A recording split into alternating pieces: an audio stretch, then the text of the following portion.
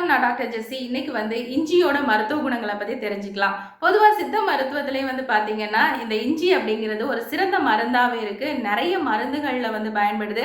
கற்ப மருந்துகள் அப்படின்னு சொல்லக்கூடிய மருந்துகள்லையும் முதன்மையான இடம் இந்த இஞ்சிக்கு இருக்கு. இஞ்சி தேனூரல் அப்படிங்கிறது பாத்தீங்கன்னா நோய் எதிர்ப்பு சக்தி அதிகப்படுத்தி உடம்புல இருக்கக்கூடிய கொலஸ்ட்ராலை கண்ட்ரோல் பண்ணுது. அடுத்து ரத்த அழுத்தத்தை சீரா வச்சிருக்குது. கேன்சருக்கு ஒரு பிரிவென்டிவ் மெடிசினா இருக்கு. அடுத்து சர்க்கரையை கட்டுக்குள்ள வைக்குது.